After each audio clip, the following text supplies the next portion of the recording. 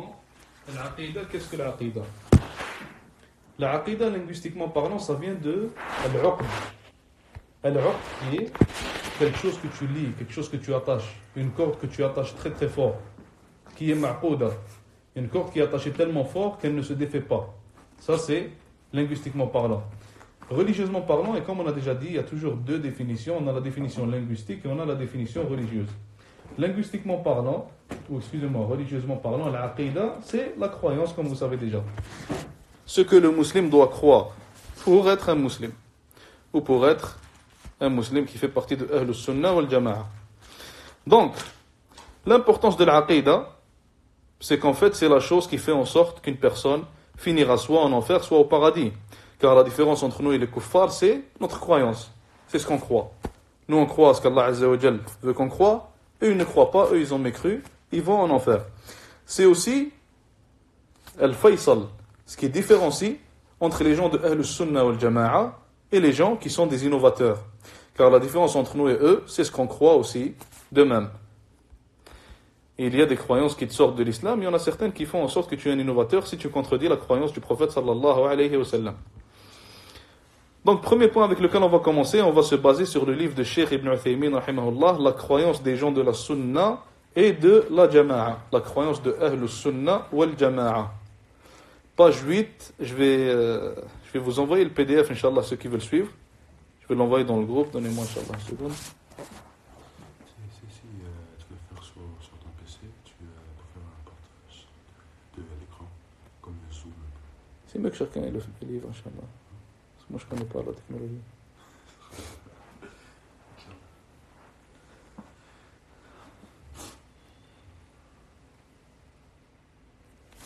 Je l'ai envoyé dans le groupe, Inch'Allah, ceux qui veulent suivre peuvent télécharger le livre.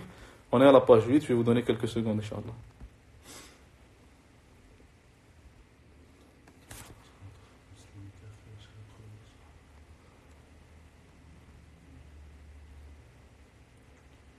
C'est quoi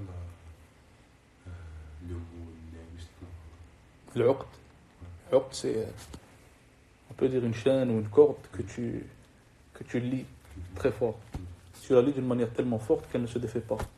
De même pour la croyance, dans ton cœur, tu lis la croyance tellement fort qu'elle ne s'en défait pas. Tu comprends pourquoi l'uqd? Al-aqida. Ok, Inch'Allah, page 8. Cheikh Ibn Uthaymin, rahimahullah, il dit en commençant, chapitre 1, la croyance en Allah, le Très-Haut. Notre foi consiste en la croyance en Allah, à ses anges, en ses livres, en ses messagers, au jour dernier et au destin bon ou mauvais. Donc Cheikh Ibn Uthaymin, rahimahullah, il vient de parler des 6 piliers de l'iman, qui sont trouvables dans quel hadith? Non, c'est... Quel hadith? Hadith de qui? Hadith Jibril, le hadith de Jibril alayhi salam. Quand Jibril alayhi salam, il est venu voir le prophète sallallahu alayhi wa sallam sous la forme d'un homme, Sahaba radiyallahu anhum, ils ne l'ont pas reconnu, et il demandait des questions à propos de l'islam au prophète sallallahu alayhi wa sallam. À la fin, le prophète sallallahu alayhi wa sallam, il a dit que c'était Jibril, il est venu pour vous apprendre votre religion. Ce hadith-là, on l'appelle hadith Jibril. Pour s'y référer, on l'appelle hadith Jibril. Donc, il vient de nommer les 6 piliers du iman. Et les 6 piliers du iman, comme on vient de les nommer, les 6 tous ensemble, on les trouve seulement dans le hadith de Jibril. Dans le Coran, on va trouver des versets qui parlent de 4, de 5, mais les 6 réunis, c'est seulement dans le hadith de Jibril alayhi salam.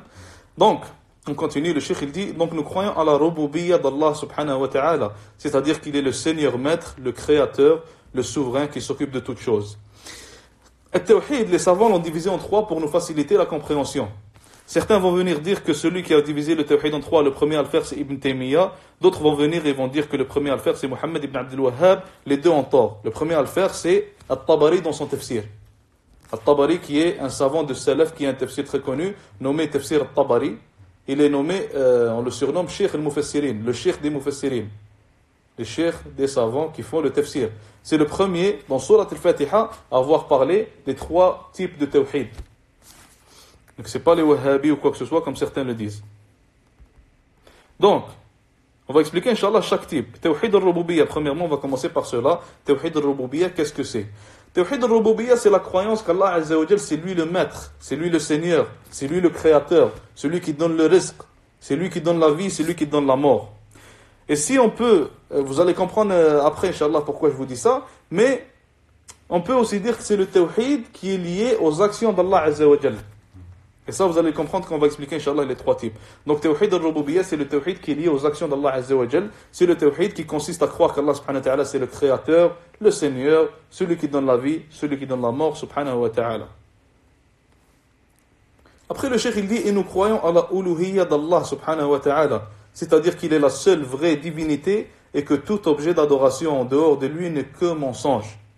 Tawhid al-uluhiyya, qu'est-ce que ça veut dire? C'est le tawhid d'Allah de par nos actions à nous. Ce qui veut dire que les actions qu'on fait, les adorations qu'on fait, nous ne les faisons que pour Allah subhanahu wa ta'ala. Contrairement à Tawhid al-Rububiyyah. Tawhid al-Rububiyyah, c'est le Tawhid d'Allah de par ses actions à lui. Qu'il est le seul créateur, le seul qui donne le rizq. Tawhid al-Uluhiyya, c'est de par nos actions à nous. Que toutes nos adorations ne se font que pour Allah subhanahu wa ta'ala et pour personne d'autre. Et Tawhid al-Uluhiyya, c'est le Tawhid dans lequel les nations, et Quraysh et toutes les nations d'avant, c'est celui dans lequel ils ont mécru. Car Quraysh, ils croyaient qu'il y avait un Dieu dans le ciel. Ils croyaient en ses noms et ses attributs, mais ils adoraient autre que lui. Ça veut dire leur erreur, elle était dans Tawhid al-Uluhiyya. Si vous ne comprenez pas, Inch'Allah, vous pouvez toujours demander les questions comme d'habitude. Comment? Moi j'ai une question. Vas-y. Comment il est dans le ciel? Ça arrive. Attends, ça arrive, Inch'Allah. Là, on parle de Tawhid al-Uluhiyya, Tawhid al-Rububiyyah. Inch'Allah, on va arriver à l'Asma' al-Sifat. Et le cheikh, il dit, et nous croyons en ses noms et attributs. Et nous croyons en ses noms et ses attributs, c'est-à-dire qu'il possède les plus beaux noms et les attributs parfaits de la grandeur. Donc, le troisième type de Tawhid, c'est faire le Tawhid d'Allah subhanahu wa ta'ala, croire en l'unicité d'Allah subhanahu wa ta'ala, de par ses noms et ses attributs. Ça veut dire Allah Azza wa Jal, quand il dit que c'est lui le hakam, c'est lui le juge, c'est lui le législateur, tu crois que c'est lui le seul juge, le seul législateur. Quand Allah Azza wa Jal te dit que c'est lui qui te donne le rizq, c'est le seul qui te donne le rizq, tu vas pas penser que quand on t'enlève de ton emploi ou on te vire, que quelqu'un a coupé ton rizq, car c'est Allah Azza wa Jal le seul qui peut faire ça. Quand un proche meurt dans ta famille, tu comprends qu'Allah Azza wa Jal, c'est lui qui l'a repris vers lui. Et il n'est pas mort d'un accident ou il n'est pas mort trop tôt ou quoi que ce soit. Est-ce que c'est compris? Ok. Et le cheikh il continue en disant, et nous croyons à son unicité dans tout ce qui a été cité. C'est-à-dire qu'il n'a pas d'associé ni dans sa rububiyya, ni dans sa uluhiyya, ni dans ses noms et attributs. Donc, nous faisons le tawhid d'Allah dans ces trois types de tawhid-là, avec ces trois types de tawhid-là, et il n'a aucun associé dans ces trois types de tawhid-là. Et si quelqu'un a une erreur dans l'un des types de tawhid, il mécroit dans l'un des types de tawhid, ça veut dire qu'il a mécru dans tout le tawhid, ou alors, excusez-moi, il a mécru en tout le tawhid, car les trois sont des composants du tawhid, et s'il en manque un, les autres sont aussi invalides. Le cheikh il dit qu'Allah Azza wa Jal a dit Rabbus samawati wal ardi wa ma baynahuma fa'budhu wastabir li'ibadatihi hal ta'lamu lahu samiyya. Il est le Seigneur maître des cieux et de la terre et de ce qu'il y a entre eux. Adore-le et aie de l'endurance dans son adoration. Lui connais-tu un homonyme? Et le shahid ici c'est lui connais-tu un homonyme? Ça veut dire Allah Azza wa Jal n'a pas d'associé dans quoi que ce soit. Et le cheikh continue en disant rahimahullah, et nous croyons qu'il est Ayat al-Kursi, Dieu, ni divinité à part lui, le vivant, celui qui subsiste par lui-même, ni somnolence ni sommeil ne le prennent, à lui appartient tout ce qu'il y a dans les cieux et sur la terre. Qui peut intercéder auprès de lui sans sa permission? Il connaît leur passé et leur futur, et de sa science, il ne cerne que ce qu'il veut. Ça veut dire de la science d'Allah Azza wa Jal, les humains ne cernent que ce qu'Allah Azza wa Jal leur permet de cerner. Son trône déborde les cieux et la terre, dont la garde ne lui coûte aucune peine, et il est le très haut, le très grand. Allah Azza wa Jal, il dit aussi, c'est lui, Allah, nulle divinité autre que lui, le connaisseur du monde invisible et du visible. C'est lui le tout miséricordieux, le très miséricordieux. C'est lui, Allah, nulle divinité autre que lui, le souverain, le pur, l'apaisant, le rassurant, le prédominant, le tout-puissant, le contraignant, l'orgueilleux. Gloire à Allah, il transcende ce qu'il lui associe. C'est lui le Dieu, le créateur, celui qui donne un commencement à toute chose, le formateur. À lui les plus beaux noms. Tout ce qui est dans les cieux et sur la terre le glorifie, et c'est lui le puissant et le sage. Le Cheikh Rahimahullah, il continue en disant, et nous croyons qu'à lui appartient la royauté des cieux et de la terre. Nous croyons que tout ce qui est sur terre, tout ce qui est dans les cieux, toute la création appartient à Allah Azza wa Jal, à lui seul. Tout ce qui est autre qu'Allah appartient à Allah subhanahu wa ta'ala seul. Et tout ce qui est autre qu'Allah est créé. Allah Azza wa Jal, il a dit, il crée ce qu'il veut. Il fait don de filles à qui il veut et don de garçons à qui il veut. ou bien il les donne en père, garçons et filles, et il rend stérile qui il veut, il est certes omniscient et omnipotent. Et nous croyons qu'Allah Azza wa Jal, rien, comme lui, Allah Azza wa Jal l'a dit dans le verset, rien ne lui ressemble, et c'est lui l'audient, le clairvoyant. Il possède les clés des trésors des cieux et de la terre, il attribue ses dons avec largesse ou les restreint à qui il veut, certes, il est omniscient. Continue, on est à la page 12. Le Cheikh Rahimahullah, il dit, et nous croyons qu'il n'y a point de bête sur terre dont la subsistance n'incombe à Allah, et il connaît son gîte et son dépôt, tout est dans un livre clair. Et nous croyons que c'est lui qui détient les clés de l'invisible, nul autre que lui ne les connaît, et il connaît ce qui est dans la terre ferme comme dans la mer, et pas une feuille ne tombe sans qu'il ne le sache, et pas une graine dans les ténèbres de la terre, rien de frais ou de sec qui ne soit enregistré dans un livre explicite. Ce qui veut dire qu'il n'y a rien qui n'est pas enregistré dans un livre explicite auprès d'Allah Azza wa Jal. Il sait tout ce qui se passe, et tout ce qui se passe est enregistré, tout ce qui se passe est écrit. Pour l'instant, pas de questions? Ça, c'est dans le Tawhid. Oui, vas-y. Sinon, Est-ce que Allah est dans le ciel, la même question? Non, genre, je parle de Ça va venir après. Genre ce que tu viens de dire que sinon, c'est attribué que tout ce qui est sur terre, ça appartient à Allah. Sur terre et dans les cieux. Tout ce qui est autre qu'Allah appartient à Allah. Alors, ça, c'est dans le Tawhid d'Allah, sinon, puis c'est attribué. Ça peut rentrer dans Tawhid al-Rububiyyah et ça rentre aussi dans les noms et les attributs, oui. Là, on est en train d'expliquer en fait la croyance qu'un musulman est censé avoir. La croyance qu'un musulman doit avoir pour être un musulman. C'est ça la croyance d'un musulman. On est en train de l'expliquer en ce moment, on passe point par point. Maintenant, le cheikh il parle d'un autre point qui commence en disant: et nous croyons qu'à Allah Azza wa Jal appartient à la connaissance de l'heure. Allah Azza wa Jal dit: à Allah appartient à la connaissance de l'heure, et c'est lui qui fait tomber la pluie, et il sait ce qu'il y a dans les matrices. Et personne ne sait ce qu'il acquérera demain, et personne ne sait dans quelle terre il mourra. Certes, Allah Azza wa Jal est omniscient et parfaitement connaisseur. Donc le cheikh nous explique qu'Allah Azza wa Jal est le seul à connaître l'heure. Yas'alunaka 'ani as-sa'a, comme Allah Azza wa Jal dit. Qul innama 'ilmuha 'inda rabbi. Dis-leur que sa science est auprès de mon Seigneur. Dis-leur que sa science est auprès de mon Dieu et auprès d'Allah Azza wa Jal. Personne ne sait quand est-ce que l'heure va venir sauf Allah. Et personne ne sait quand est-ce qu'il va mourir sauf Allah. Allah, c'est celui qui sait quand nous allons mourir, car c'est lui Azza wa Jal qui l'a décrété et il le sait aussi. Comme le prophète sallallahu alayhi wa sallam, il a dit, quand Jibril alayhi salam dans le même hadith lui a demandé, il lui a dit: quand est-ce que l'heure aura lieu? Il lui a dit: mal mas'oulu anha bi'a'lama min as-sa'il.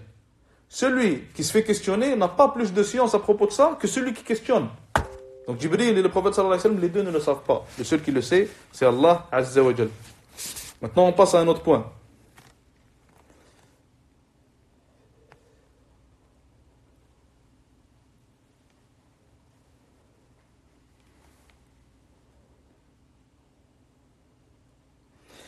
Passe à un autre point, Inch'Allah.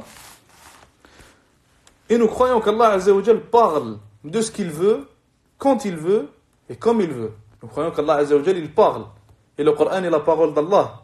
Il a parlé ce Coran-là. Il l'a dit à Jibril. Jibril alayhi salam est allé le dire au prophète sallallahu alayhi wa sallam qui nous l'a transmis. Allah Azza wa Jal dit: wa kallama Allahu Musa taklima. Et Allah a parlé à Moïse, à Moussa, de vive voix. Allah Azza wa Jal, il parle comme il veut. Et bien sûr, la manière dont Allah Azza wa Jal parle, c'est pas la manière dont nous on parle. Je vous donne un exemple. Allah Azza wa Jal, il voit, et nous aussi nous voyons. Allah Azza wa Jal, il voit tout. Nous on voit pas tout. Notre vue est limitée. Allah Azza wa Jal, il entend, et nous entendons aussi. Donc on a le même attribut. Mais Allah Azza wa Jal, il entend tout. Nous on n'entend pas tout. Allah Azza wa Jal, il entend le dua de tous ceux qui sont en train de le questionner en même temps. Nous, s'il y a quelqu'un dans une autre chambre et la porte est fermée, on n'entend pas. C'est ça que ça veut dire. On a le même attribut, mais Allah Azza wa Jal, son attribut est parfait. Et nous, on a des manquements. Nous, on a des attributs qui sont en quelque sorte négatifs. Ça veut dire que nous, on prend ces attributs, puis genre, on les donne pas de définition, quoi, parce que... Non, on donne une définition. Non, mais genre, je vais dire qu'on les comprend pas. Parce que genre, on les comprend. Voilà. Mais genre, laisse-moi t'expliquer, on les comprend, regarde. Quand je te dis quelqu'un qui voit, Allah Azza wa Jal, il dit qu'il voit. Tu sais c'est quoi voir? Tu as une idée générale sur la vue. La vue, tu sais comment elle est. Si je te dis qu'un chien, il voit certaines couleurs que toi, tu vois pas.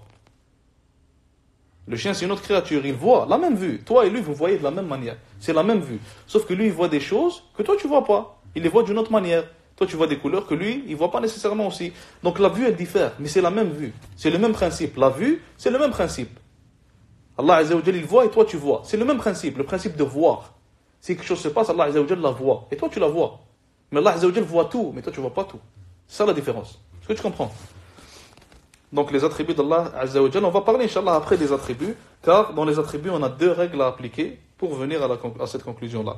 Allah Azza wa Jal il dit aussi وَلَمَّا جَاءَ مُوسَى لِمِيقَاتِنَا وَكَلَّمَهُ رَبُّهُ. Et lorsque Moussa vint à notre rendez-vous et que son Seigneur lui eut parlé. Donc Allah Azza wa Jal il a parlé à Moussa. Allah Azza wa Jal il dit et nous l'appelâmes du côté droit du mont Sinaï et nous le rapprochâmes tel un confident. Nous l'appelâmes, c'est ça shahid, c'est notre preuve. Nous l'appelâmes, Allah Azza wa Jal l'a appelé, ça veut dire Allah Azza wa Jal il a parlé.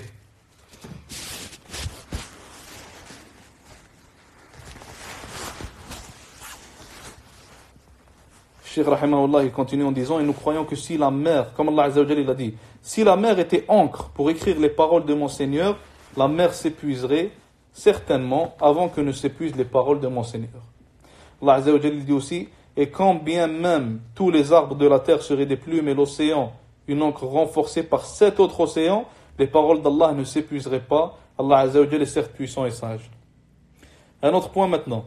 Et nous croyons que ces paroles, les paroles d'Allah Azza wa Jal, sont les plus parfaites, véridiques dans les propos, justes dans leur formulation et très plaisantes dans leur récitation. Allah Azza wa Jal dit et la parole de ton Seigneur s'est complétée en toute vérité et toute équité. Allah Azza wa Jal il dit aussi et qui est plus véridique qu'Allah en parole? Et qui est plus véridique qu'Allah Azza wa Jal en parole? Si vous ne comprenez pas, vous m'arrêtez, Inch'Allah.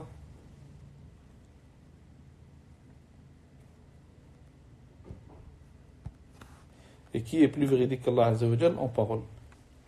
Un autre point maintenant. Le Cheikh Rahimahullah il continue en disant et nous croyons que le Saint-Coran, le Coran, et nous croyons que le Coran est la parole d'Allah Azza wa Jal par laquelle il s'est exprimé réellement. Il l'a prononcé devant l'ange Gabriel alayhi salam. Et celui-ci l'a descendu sur le cœur du prophète sallallahu alayhi wa sallam. Allah Azza wa Jalla dit قُلْ نَزَّلَهُ رُوحُ الْقُدُسِ مِنْ رَبِّكَ بِالْحَقِّ. Dit, c'est le Saint-Esprit, Jibril alayhi salam, qui l'a fait descendre de la part de ton Seigneur en toute vérité.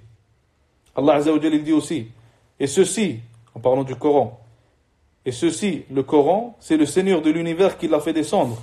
Et l'Esprit fidèle est descendu avec cela sur ton cœur pour que tu sois du nombre des avertisseurs avec une langue arabe claire. L'esprit fidèle, ça veut dire Jibril alayhi salam. Donc nous croyons que le Coran, c'est la parole d'Allah Azza wa Jal. Il y a des sectes, même de nos jours, qui croient que le Coran n'est pas la parole d'Allah et qui disent qu'il est créé. Entre autres les Maturidi, entre autres on a les Ibadi, entre autres on a aussi les Ash'ari. Toutes ces sectes-là, ils croient que le Coran est créé. Les Maturidi, par exemple, ils ont beaucoup de mosquées ici, et ils ont aussi une école qui s'appelle Dar al-Ulum, donc il faut y faire attention. Eux, ils disent que le Coran qu'Allah Azza wa Jal il a avec lui, il n'est pas créé. Et c'est de ce Coran-là qu'Allah Azza wa Jal il parle. Quand il dit que le Coran c'est sa parole. Et ils disent que le Coran que nous avons avec nous, il est créé. Pourquoi? Parce que les feuilles sont créées, parce que l'encre est créée, parce que le cuir il est créé. Ils ont dit que ça veut dire que les paroles qui sont dedans sont créées. Mais déjà de un, l'encre, le cuir, les feuilles, ça c'est une chose. Et ce qui est écrit à l'intérieur, c'est une parole, ça c'est une autre chose. Si moi, par exemple, je parle et quelqu'un écrit ce que je dis, est-ce qu'on va dire que ce que je viens de dire est créé? Personne ne dit ça, c'est juste un fou qui va commencer à penser à des choses pareilles. Ça c'est la première chose. Allah Azza wa Jal, il a dit aussi dans le verset, en parlant au prophète sallallahu alayhi wa sallam, il a dit فَأَجِرْهُ حَتَّى يَسْمَعَ كَلَامَ اللَّهِ. Donne-lui du temps jusqu'à ce qu'il entende la parole d'Allah. Il a dit au prophète sallallahu alayhi wa sallam, donne-lui du temps, en parlant d'un kafir, jusqu'à ce qu'il entende la parole d'Allah. Allah Azza wa Jal, il n'a pas dit jusqu'à ce qu'il entende le Coran qui est créé, qui est sur terre ou quoi que ce soit, jusqu'à ce qu'il entende la parole d'Allah. Et c'est qui le récite? C'est le prophète sallallahu alayhi wa sallam. C'est pas Allah. Donc nous comprenons que le Coran n'est pas créé sous toute forme. Le Coran n'est pas créé. Et ceux qui disaient ça dans le temps de l'imam Ahmed, c'était le Jahmiya. Et l'imam Ahmed, il a défendu le point que le Coran n'est pas créé et il a été torturé, il a été mis en prison pendant longtemps, pendant des années à cause de cela. Et maintenant, le Jahmiya, il n'existe plus, mais les Ash'ari et les Maturidi, ils ont pris leur usul, ou beaucoup de leur usul, ils ont pris beaucoup de croyances de le Jahmiya. et ils y croient aujourd'hui.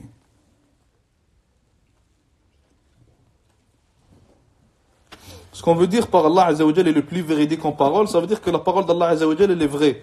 La parole d'Allah Azza wa Jal elle n'est pas un mensonge, il n'y a pas d'erreur dedans, c'est une parole parfaite. Contrairement à la parole des êtres humains, un être humain peut mentir, un être humain peut dire une chose qui est fausse, un être humain peut faire des erreurs. Contrairement à Allah Azza wa Jal, ceci n'arrive pas à Allah subhanahu wa ta'ala.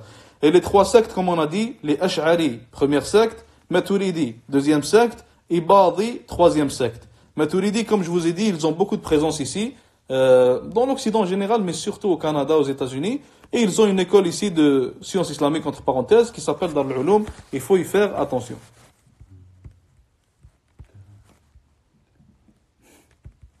Dis-toi que j'ai failli m'inscrire là-bas. On continue. Et nous croyons qu'Allah Azza wa Jal est au-dessus de ses créatures par son essence et par ses attributs. Car Allah Azza wa Jal dit وَهُوَ الْعَلِيُّ الْعَظِيمُ. Et il est le très haut, le très grand. Et Allah Azza wa Jal dit c'est lui le dominateur suprême sur ses esclaves, c'est lui le sage, le parfaitement connaisseur.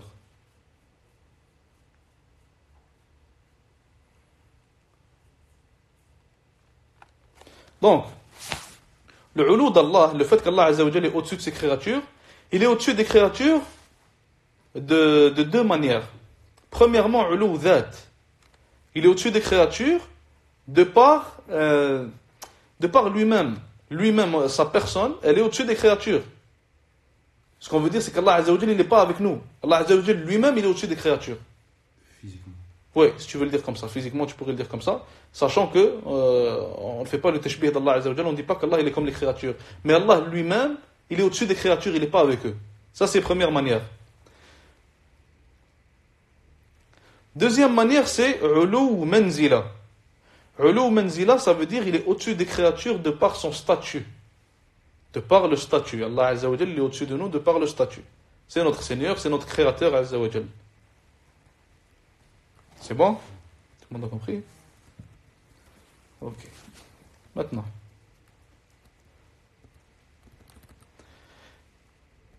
Et nous croyons qu'Allah Azza wa Jal, comme il dit dans le Coran, خلق السماوات والأرض في 6 أيام ثم استوى على العرش يدبر الأمر. Il créa les cieux et la terre en 6 jours, puis il s'est installé sur le trône, administrant toutes choses. Allah Azza wa Jal a dit qu'il s'est installé sur le trône, et c'est pour ça qu'on dit qu'Allah subhanahu wa ta'ala, il est au-dessus de nous, de par lui-même en fait, il est au-dessus de nous. Et il y a 7 versets dans le Coran où Allah Azza wa Jal il dit qu'il est au-dessus du trône. Et les Ash'ari, Maturidi, Ibadi, ils disent aussi qu'Allah Azza wa Jal n'a pas de place. Pourtant, les versets sont clairs. Pourtant, il y a un hadith dans Sahih Muslim où le prophète sallallahu alayhi wa sallam, il a demandé à une femme esclave, il lui a dit Allah Azza wa Jal, il est où? Elle a pointé vers le ciel. Dans une autre narration, elle a dit au-dessus, elle a dit dans le ciel.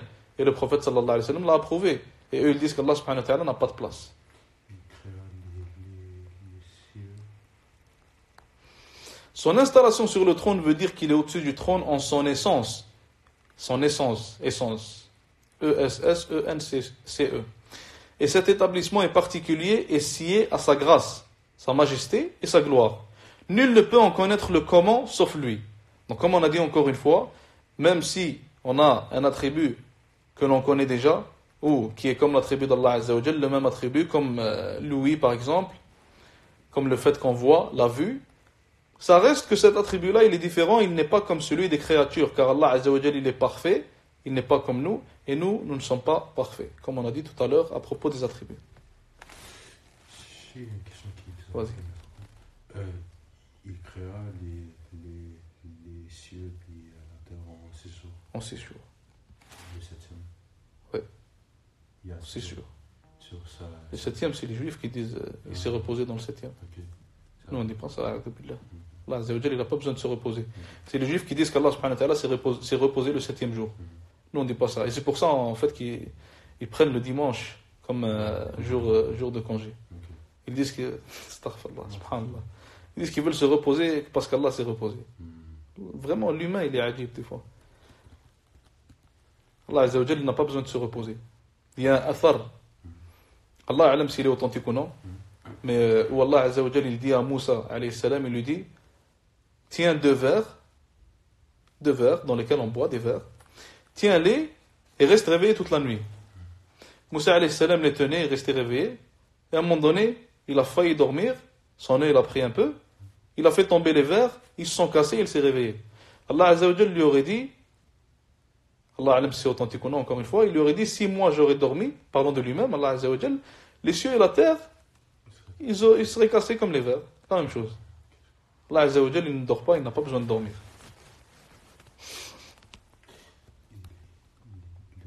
On continue, le cheikh il dit, et nous croyons qu'il est avec ses créatures en même temps qu'il est sur son trône. Il est avec ses créatures de par sa science. De par sa science. Imam Malik, il a dit, Allah Azza wa Jal est au-dessus du trône, et il est avec ses créatures de par sa science. C'est ça que ça veut dire ici. Et le cheikh va l'expliquer après. Il connaît leur situation, entend leurs paroles, voit leurs actes et administre toutes leurs choses.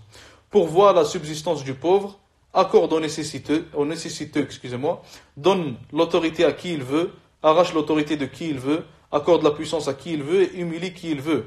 Il détient le bien dans sa main et il est capable de toutes choses. Et celui dont les attributs sont ceux cités ci-dessus, et certainement avec ses créatures par sa science, comme le cheikh vient de le dire, par sa science. Même s'il est certes au-dessus d'eux sur son trône en son essence. Allah Azza wa Jalla il dit, Laysa kamithlihi shay'un wa huwa as-sami'u al-basir. Il n'y a rien qui lui ressemble et c'est lui l'audient, le clairvoyant. Il n'y a rien comme Allah Azza wa Jalla. Et le cheikh il dit, et nous ne dirons jamais comme les Haluliyya et les Jahmiyya. Ça c'est deux sectes. Les Haluliyya et les Jahmiyya. Et d'autres qui disent qu'Allah Azza wa Jalla est avec ses créatures sur terre en son essence. Le Jahmiyya, en réalité, c'est pas tous les Jahmiyya qui disent qu'Allah Azza wa Jalla il est avec nous, qu'il est avec ses créatures. Certains disent qu'il n'a pas de place, et ils ne rentrent pas dans les détails. D'autres disent qu'Allah Azza wa Jalla est partout. Mais le Haluliyya, on va avoir deux choses. On va avoir une secte qui s'appelle Haluliyya, il y a une autre secte qui s'appelle... j'ai oublié comment il s'appelle exactement, mais eux, ils ont une croyance qui s'appelle Wahdat al-Wujud. Donc, le Haluliyya, ils disent qu'Allah Azza wa Jal, il s'est mixé avec la création. La création était quelque part, Allah Azza wa Jal était quelque part, et les deux se sont mixés, et maintenant Allah Azza wa Jal, il est dans la création. Et la création, elle est dans Allah. Et leur tête, qui est très connue, il s'appelle Ibn Arabi. C'est un cheikh qui s'appelle Ibn Arabi. Contrairement à Ibn al-Arabi. Ça, c'est deux cheikhs différents. Ibn al-Arabi, c'est un savant du madhab maliki, qui a un tafsir. L'autre, c'est Ibn Arabi. C'était un soufi qui disait qu'Allah Azza wa Jalla est partout, et le wali al-Amr dans son temps, le gouverneur de son temps, l'a tué. Pour ce qu'il disait. Car il disait du kufr. Donc Ibn Arabi, pas Ibn al-Arabi. Ça c'est le halul, ça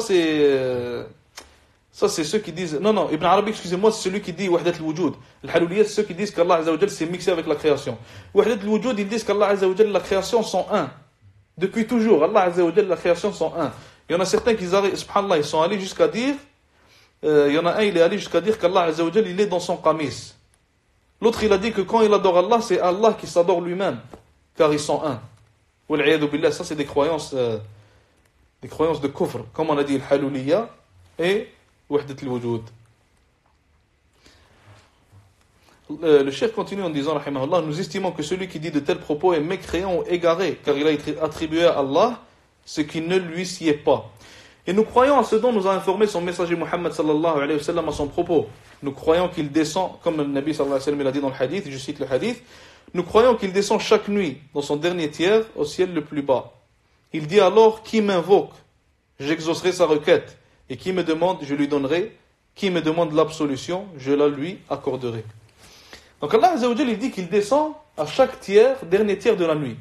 Il descend au ciel de la dunya. Comment est-ce qu'un musulman est censé comprendre ça? Premièrement, le Cheikh Tarifi hafidhahullah, il a dit que il débattait avec un homme, puis l'homme est parti. L'homme était en train de le débattre, dans les affaires liées à l'ghaib, dans les affaires liées à l'invisible, les choses que nous ne voyons pas. Il a dit que quand l'homme est parti, il a pris par erreur les chaussures de Cheikh Tarifi, au lieu de prendre ses chaussures à lui.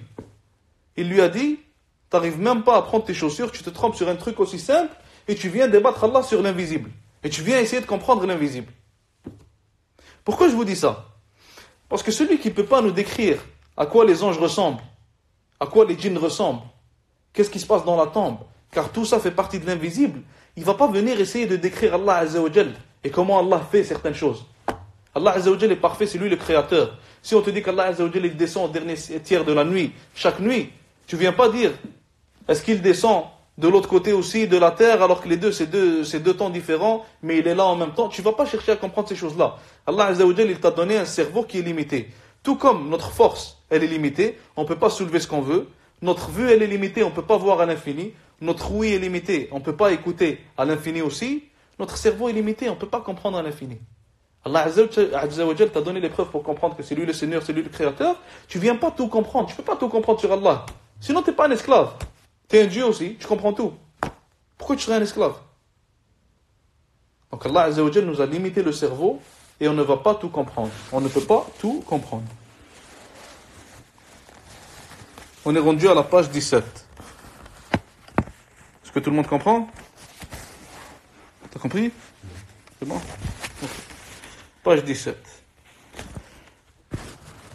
Et nous croyons qu'Allah Azza wa Jal viendra le jour de la résurrection pour être le juge suprême entre ses serviteurs. Allah Azza wa Jal a dit: non, quand la terre sera pulvérisée et que ton Seigneur viendra ainsi que les anges rang par rang, et on amènera ce jour-là à l'enfer, l'homme se rappellera en ce jour, mais à quoi lui servira ce rappel? Il sera trop tard. Allah Azza wa Jal, la preuve ici, le shahid, Allah Azza wa Jal a dit: et que ton Seigneur viendra. C'est ça la preuve qu'on a dans le verset. Répétez au début. Allah Azza wa Jal dit: non, quand la terre sera pulvérisée et que ton Seigneur viendra ainsi que les anges rang par rang. Et nous croyons aussi qu'Allah Azza wa Jal est fa'alun lima yurid. Comme il a dit, il fait parfaitement ce qu'il veut. Allah Azza wa Jal fait parfaitement ce qu'il veut. Mais là, ça va se diviser en deux choses. Quelqu'un va venir dire: Allah Azza wa Jal fait parfaitement ce qu'il veut. Mais est-ce qu'Allah Azza wa Jal est capable de créer une chose qu'il ne peut pas contrôler? Alors qu'Allah Azza wa Jal peut créer ce qu'il veut. Est-ce que c'est possible ça? Allah Azza wa Jal peut créer tout ce qu'il veut. Il peut créer n'importe quoi. Il peut créer tout ce qu'il veut. Sauf qu'Allah Azza wa Jal ne va pas créer des choses, ne va pas faire des choses qui ne se font pas. Allah Azza wa Jal il a un haut statut. Donc il ne va pas aller créer une chose qu'il ne peut pas soulever. Alors qu'Allah Azza wa Jal peut créer ce qu'il veut. Allah Azza wa Jal ne va pas aller créer un autre Dieu. Alors qu'Allah Azza wa Jal peut créer ce qu'il veut. Mais il y a des choses qui ne se font pas. Est-ce que vous comprenez? T'as compris? Il y a des choses qui ne vont pas se faire. Allah Azza wa Jal ne va pas aller créer une roche qu'il ne peut pas soulever. Pourtant Allah Azza wa Jal est capable de tout faire. Mais Allah Azza wa Jal, il ne fait pas n'importe quoi. Il y a des choses qui ne sont pas... La yaliquna billah. Ces choses-là ne sont pas... Comment je peux dire ça en français? Ne sont pas... C'est pas qu'ils ne sont pas logiques, c'est qu'Allah Azza wa Jal est trop au-dessus de ça pour faire des choses pareilles. C'est des choses qui sont basses. On va dire ça comme ça. C'est bon? Alhamdulillah. Et nous croyons que sa volonté, la volonté d'Allah Azza wa Jal se subdivise en deux catégories. Première volonté, c'est la volonté universelle. La volonté universelle, elle se réalise par ce qu'il veut. Et cela n'implique pas forcément qu'il aime la chose qui est réalisée. Allah Azza wa Jal dit: si Allah avait voulu, il ne se serait pas entretué, mais Allah fait ce qu'il veut. Ce qui veut dire qu'Allah Azza wa Jal va décréter que des choses vont se passer. Allah Azza wa Jal, il va décréter qu'il y a des guerres qui vont arriver, que quelqu'un va se faire tuer, quelqu'un va se faire voler. Et tout ça pour une sagesse. Tout ça, c'est par sagesse d'Allah subhanahu wa ta'ala. Des fois, nous, on croit que cette chose-là, elle est mal, mais la chose, elle est bien. Et on voit le bien après l'épreuve. Après l'épreuve, on découvre que, subhanallah, le truc avec lequel Allah Azza wa Jal m'a testé, c'était finalement un bien pour moi. Ça m'a sauvé, ça m'a rendu une autre personne, je suis devenu meilleur. Ça m'a changé ma vie pour le bien. Donc Allah Azza wa Jal, il a une volonté universelle, il permet à des choses de se passer, même si il a dit que ces choses-là sont haram. Il ne veut pas que ces choses-là se passent, mais il a permis à certaines choses de se passer. Et le deuxième type de volonté, c'est la volonté juridique. Cette volonté-là n'implique pas forcément que la chose voulue se réalisera, mais cette chose est toujours aimée par Allah. Par exemple, Allah Azza wa Jal, il nous dit que c'est haram de tuer. Mais Allah Azza wa Jal, il va permettre des fois à ce que quelqu'un se fasse tuer pour une sagesse qu'il a. Par exemple, les shuhada, les martyrs, Allah Azza wa Jal, il permet que les martyrs se fassent tuer pour leur donner un haut statut au paradis, pour leur donner du bien en retour. Même si Allah Azza wa Jal, il a dit que c'est haram de tuer. Et celui qui tue se fera juger par Allah. Est-ce que tout le monde a compris? Ça veut dire que si on a un martyr qui meurt, Oui. Allah il va le juger. Non, il va juger son tueur. Okay. Mais Ouais.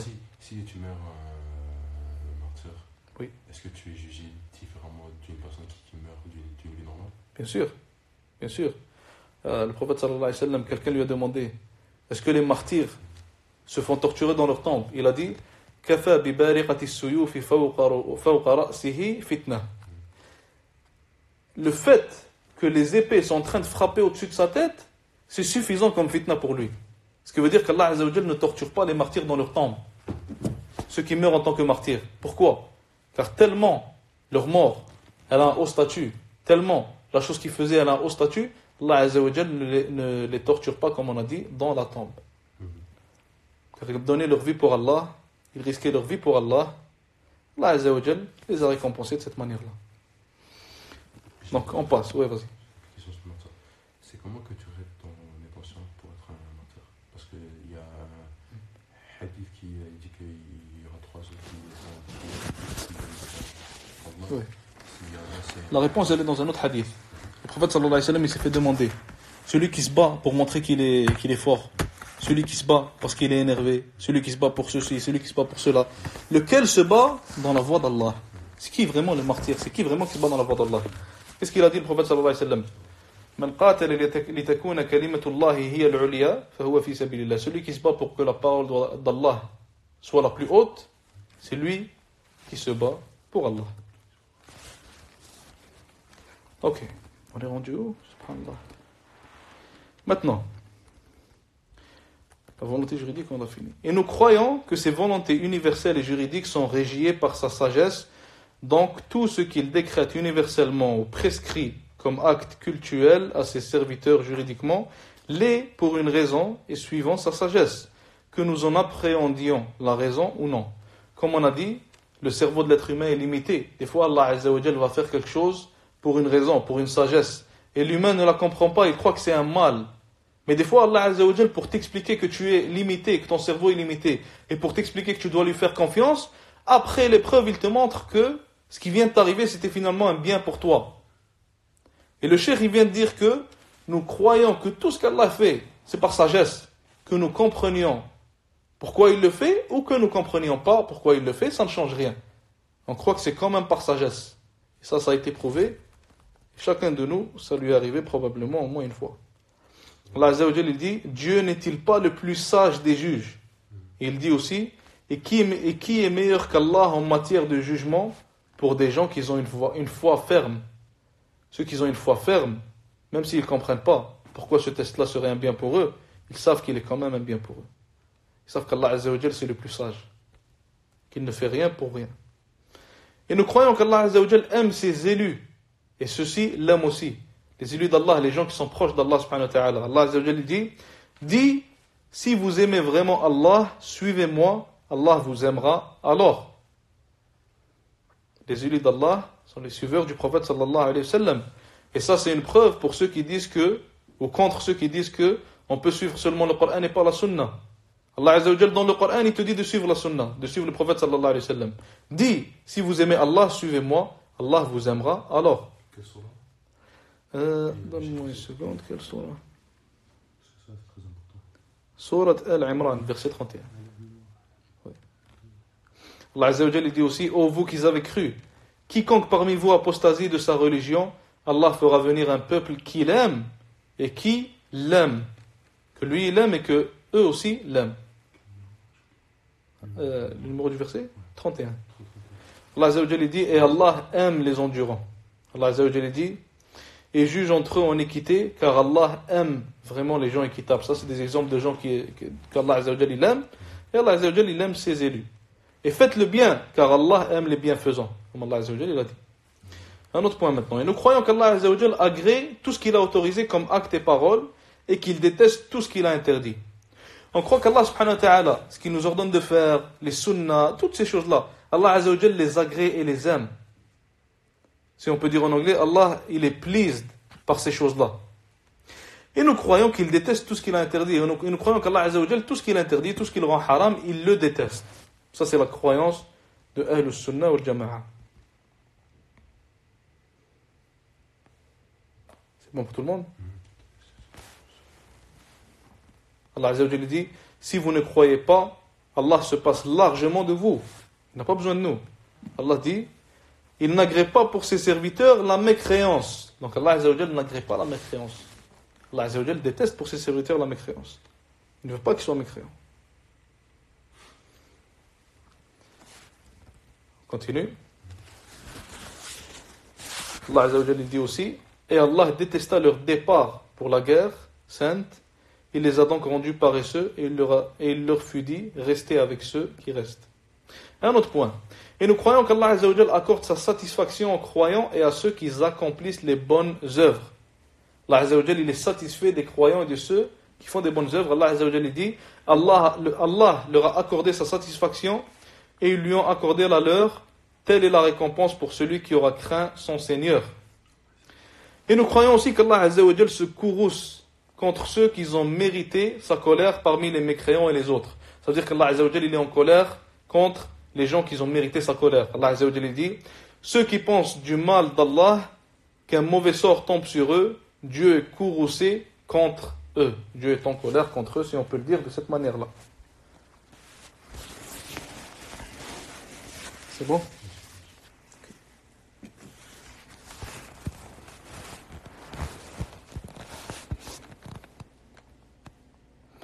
Ok. Un autre point. Le Cheikh Rahimahullah, il dit, et nous croyons qu'Allah Azza wa Jal possède un visage majestueux et noble. Nous croyons qu'Allah subhanahu wa ta'ala a un visage. Pourquoi? Parce qu'Allah Azza wa Jal, il dit, seul subsistera le visage de ton Seigneur, plein de majesté et de noblesse. Et le prophète sallallahu alayhi wa sallam, il a dit, vous allez voir votre Seigneur comme vous voyez la lune dans un jour de pleine lune.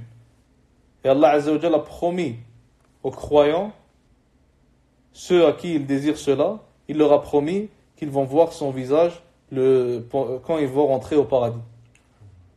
Inch'Allah. C'est très beau à entendre. Inch'Allah. Allah Azza wa Jalla, il dit aussi, excusez-moi, le Cheikh Rahimahullah, hein? Verset pour ça, Inch'Allah. Le verset? Pour Inch'Allah, attends. Verset 27, Surat Ar-Rahman. Ar-Rahman. Oui. Ok. Le Cheikh continue en disant, Rahimahullah, et nous croyons qu'Allah Azza wa Jal possède deux mains généreuses et immenses. Et la preuve de cela, qu'est-ce que c'est? Allah Azza wa Jal dit, Bal yadahu mabsutatan yunfiqu kayfa yasha. Allah Azza wa Jal dit dans le Coran, au contraire, ses deux mains sont largement ouvertes, il distribue ses dons comme il veut. Allah Azza wa Jal. C'est lui qui dit ça dans le Coran. Allah Azza wa Jal dit aussi, ils n'ont pas estimé Allah comme il devrait l'être, alors qu'il rassemblera la terre entière dans une poignée le jour de la résurrection, et les cieux seront pliés dans sa main droite. Gloire à lui, il est au-dessus de ce qu'ils associent. Allah a deux mains généreuses, c'est ça? Ouais. Deux mains généreuses. Immense et généreuse. Puis il y a même un verset, je ne suis pas sûr si c'est un verset, ça dit que Allah il va prendre une poignée de main et ramasser les gens qui sont C'est un hadith. Ah, Allah Azza wa Jal va prendre une poignée de main des gens qui sont dans l'enfer, les croyants qui sont dans l'enfer, pour les faire sortir de l'enfer. C'est un hadith, oui. Le Cheikh Rahimahullah continue en disant, et nous croyons qu'Allah Azza wa Jal possède également deux yeux véritables. D'après sa parole, Allah Azza wa Jal il a dit, وَاصْنَعِ الْفُلْكَ بِأَعْيُنِنَا وَوَحْيِنَا, et construit l'arche sous nos yeux et d'après notre révélation. Et le prophète sallallahu alayhi wa sallam a dit, son voile et lumière, s'il l'enlevait, la lumière de son visage brûlerait tout ce qui se trouve comme créature sur son passage. Ça c'est un hadith. Le prophète sallallahu alayhi wa sallam il a dit que son voile et lumière, le voile d'Allah Azza wa Jal, entre Allah Azza wa Jal et les humains, il y a de la lumière, nour, la lumière. Et si Allah Azza wa Jal enlevait cette lumière-là, enlevait ce voile-là qui est entre nous et lui, s'il l'enlevait, la lumière de son visage brûlerait tout ce qui se trouve comme créature sur son passage. Ça veut dire qu'on va tous se mourir parce qu'ils nous voient tous. Exact. Non, pas juste parce qu'il nous voit tous. Parce que ce qu'Allah Azza wa Jal dégage, s'il enlève ce voile qui est entre nous et lui, on va mourir. Oui. On va se faire brûler. Ça, c'est un verset? C'est un hadith. Quel livre? C'est rapporté par Muslim du hadith de Abu Musa al-Ash'ari. Les gens de la sunna se sont mis d'accord sur le fait que ses yeux sont en nombre de 2. Et ce, en s'appuyant sur la parole du prophète Muhammad sallallahu alayhi wa sallam concernant l'antéchrist. Le prophète sallallahu alayhi wa sallam, il a dit, il est borgne, parlant de l'antéchrist. Et certes, votre Seigneur n'est pas borgne. L'antéchrist, c'est Le Messie Dajjal. le Dajjal. Exactement. Le prophète sallallahu alayhi wa sallam, il a dit que le Messie Dajjal, il est borgne. Et il a dit que certes, notre Seigneur n'est pas borgne. Parce que le Messie Dajjal, il va venir, il va faire croire aux gens qu'il est Dieu. Et le prophète sallallahu alayhi wa sallam, il nous a dit que pour différencier, il faut savoir que le Messie Dajjal, il est borgne, mais Dieu ne l'est pas. Donc il n'est pas Dieu. Bon, c'est bon. Borgne, c'est qu'il a un œil en moins. Ok, Ouais. c'est pour ça que quand ils font une représentation, Ils font une genre, des fois ils font une représentation du Dajjal, ils changent. Ouais, exactement. Il a rien fait. Exactement, c'est pour ça qu'il en est fermé. Oui. Allah Azza wa Jalla dit, les regards, et nous croyons aussi, un autre point, et nous croyons aussi, comme Allah Azza wa Jalla il dit, les regards ne peuvent l'atteindre, cependant qu'il saisit tous les regards, et il est le doux, le parfaitement connaisseur. Donc les regards des humains ne peuvent pas atteindre Allah Azza wa Jalla dans cette dunya. Dans cette dunya, on ne peut pas voir Allah subhanahu wa ta'ala, mais Allah Azza wa Jalla voit tout. Lui, il voit les regards, mais nous ne le voyons pas dans cette dunya. Un autre point. Et nous croyons que les croyants verront leur Seigneur le jour de la résurrection. Allah Azza wa Jalla il dit وُجُوهٌ يَوْمَئِذٍ نَاظِرَةٌ إِلَى رَبِّهَا نَاظِرَةٌ. Ce jour-là, il y aura des visages resplendissants qui regarderont leur Seigneur. Ça veut dire ça, c'est tout le monde ou bien Non, c'est pas tout le monde. c'est juste. Certains visages. Allah Azza wa Jalla il a dit وُجُوهٌ يَوْمَئِذٍ نَاظِرَةٌ. Certains visages. Il y aura des visages, pas tous les visages. Un autre point. Et nous croyons que rien ne ressemble à Allah Azza wa Jal, car ses attributs sont parfaits. Allah Azza wa Jal dit, il n'y a rien qui lui ressemble et il est l'audient, le clairvoyant. L'audient, ça veut dire celui qui entend tout. Et nous croyons que, comme Allah Azza wa Jal l'a dit, لا تأخذه سنة ولا نوم. Ni somnolence, ni sommeil ne le prennent, car son existence et sa consistance sont parfaites. Et nous croyons qu'il ne commet d'injustice envers personne, car sa justice est parfaite. Et si quelqu'un un jour il croit qu'il est plus juste qu'Allah, ou qu'il a plus de miséricorde qu'Allah, certaines personnes viennent dire pourquoi Allah Azza wa Jal va mettre les mécréants en enfer. C'est un châtiment trop dur. Comment ça l'enfer est éternel? C'est trop dur. Ils croient qu'ils ont plus de miséricorde qu'Allah, excusez-moi. Il faut savoir que la miséricorde que tu as, c'est Allah Azza wa Jal qui l'a créée, qui l'a mis dans ton cœur. Et la justice que tu crois avoir, c'est Allah Azza wa Jal qui l'a créée, qui l'a mis dans ton cerveau. Donc celui qui a créé cette justice-là, est-ce que tu penses vraiment avoir plus de justice que lui? Est-ce que tu penses vraiment avoir plus de rahma que lui? Plus de miséricorde? C'est impossible. Et nous croyons que nulle chose ne peut réduire l'autorité d'Allah Azza wa Jal, que ce soit dans les cieux ou sur terre, car son savoir et sa puissance sont totaux. Allah Azza wa Jal dit, et son commandement, lorsqu'il veut une chose, consiste à dire soit et c'est. Ce qui veut dire que personne ne peut faire en sorte que si Allah veut quelque chose, cette chose-là n'arrive pas. Ou si Allah ne veut pas quelque chose, que cette chose-là arrive. Personne ne peut contredire ce qu'Allah veut. Une chose ne peut pas réduire. Réduire, je vais te dire comment il l'a dit. L'autorité d'Allah. L'autorité. Oui.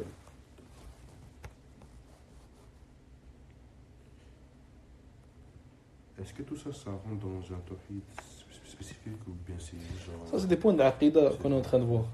Tout ça, ça rentre dans le tawhid, mais tawhid, on l'a divisé en 3 seulement pour faciliter la compréhension. Mais tout ça, ça rentre dans le tawhid, ça rentre dans la aqida, ce que le musulman est censé croire pour être un musulman, comme on a dit, et pour être quelqu'un de Ahl-Sunnah wal Jama'a. Il faut les mémoriser ou bien il faut les accepter. Il faut les croire. Tout ce qu'on est en train de dire, il faut que tu le crois. Okay. Qu'est-ce qu'on veut dire par il faut y croire? Ça veut dire que si quelqu'un vient et qu'il croit qu'Allah Azza wa Jal n'a pas d'œil, ou n'est pas au-dessus de son trône, ou qu'on ne va pas voir Allah Azza wa Jal le jour du jugement, ça veut dire qu'il a un problème dans la croyance. Et les problèmes de croyance peuvent faire en sorte que tu quittes l'islam, ou alors ils peuvent faire en sorte que tu quittes le sunnah. Tu deviens un innovateur. Donc ça fait en sorte que tu deviens soit un innovateur, soit un kafir, un des deux. C'est ça qu'on veut dire par croire. C'est soit tu crois ce qu'on est en train de dire, mais si tu y crois pas, tu as un problème de croyance. Tu comprends? Ok. Et nous croyons en l'affirmation de tout ce qu'Allah Azza wa Jal s'est affirmé, ou bien ce que son messager sallallahu alayhi wa sallam lui a affirmé à propos des noms et des attributs. Mais nous désavouons deux principes très contestés et qui sont à éviter. Donc, si Allah Azza wa Jal il dit qu'il a un œil, qu'il dit qu'il a des yeux, s'il dit qu'il a des mains, s'il dit qu'il a un visage, s'il dit qu'il est au-dessus des cieux, nous y croyons, nous y croyons. Et si son prophète sallallahu alayhi wa sallam nous dit de telles choses aussi, nous y croyons, sans contester, sans se dire pourquoi, sans y mécroire ou quoi que ce soit. Et nous désavouons deux principes très contestés qui sont à éviter. Premièrement, at-tamthil wa at-tashbih, l'anthropomorphisme. At-tamthil wa at-tashbih. At-tamthil wa at-tashbih, qu'est-ce que c'est? Ça veut dire que tu crois qu'Allah Azza wa Jal, il est comme les êtres humains. Ou tu dis qu'Allah Azza wa Jal, il est comme les êtres humains. Le cheikh, il dit ici, c'est le fait de dire dans son cœur ou avec sa langue que les attributs d'Allah, le Très-Haut, ressemblent à ceux des créatures. Si tu viens et tu dis qu'Allah Azza wa Jal te ressemble, ou ressemble à un autre humain, ou il ressemble à une telle créature, ou quoi que ce soit, c'est de ça qu'on parle quand on dit at-tamthil ou at-tashbih. Et ça, celui qui le commet a mécru. Oui, ça te sort de l'islam. Celui qui dit qu'Allah Azza wa Jal ressemble à ses créatures. One second. Sorry to cut you short. Your cousin here? No, it's the other side. Ah. Why? No, we just wanted the bottle in the back. Oh, Can you give me the keys? When are you guys leaving? Inshallah, I can give you. When are you guys leaving? I don't know. Because we're gonna go inside work. Ah, no, we're gonna leave sooner. Yeah. Okay. You want me to leave it to you near the door? Please. Okay, inshallah. I'll take a leave in there. Inshallah. Jazakallah khair. On reprend, inshallah. Donc, le tamthil ou le tashbih, on a expliqué ce que c'est, et c'est de la mécréance. Celui qui dit qu'Allah Azza wa Jal ressemble à ses créatures, c'est de la mécréance. Deuxième truc à éviter, deuxième principe, l'interprétation, al-takyif, qui est le fait de dire dans son cœur ou avec sa langue que les attributs d'Allah sont de cette manière ou d'une autre. Donc la première, c'est que tu dises qu'elles sont comme ceci ou comme cela. La deuxième, tu dis pas qu'elles sont comme quelqu'un ou comme une autre créature ou qu'elles ressemblent à ceci ou cela, mais tu dis simplement qu'elles ressemblent à ça ou à ça. Tu commences à les imaginer et à sortir avec des conclusions dans ta tête. C'est de ça qu'on parle. Et nous croyons à la négation de tout ce qu'Allah Azza wa Jal a nié à son sujet, ou lui a nié son messager Muhammad sallallahu alayhi wa sallam, et que cette négation implique l'affirmation du contraire et sa perfection. Et nous nous taisons sur tout ce à propos de quoi Allah Azza wa Jal n'a pas parlé, ainsi que son messager sallallahu alayhi wa sallam.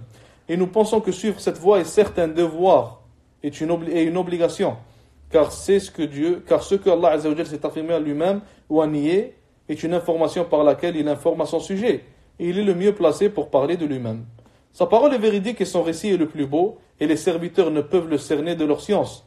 Et ce que le messager sallallahu alayhi wa sallam a affirmé ou nié à son sujet est une information par laquelle il informe sur son Seigneur. Et il est, et il est le mieux renseigné, le plus sincère et le plus loyal parmi les créatures, le plus véridique et le plus éloquent d'entre elles. Enfin, dans les paroles d'Allah Azza wa Jal et de son messager Muhammad sallallahu alayhi wa sallam se trouve le savoir, la vérité et la clarté.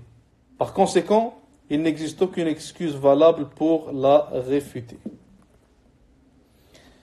Je pense qu'on va arrêter ici, Inch'Allah, pour ce cours-là. On va refaire un autre cours pour tout reprendre. On a fait à peu près 30 pages. Inch'Allah, on va arrêter ici pour aujourd'hui. Est-ce qu'il y a des questions?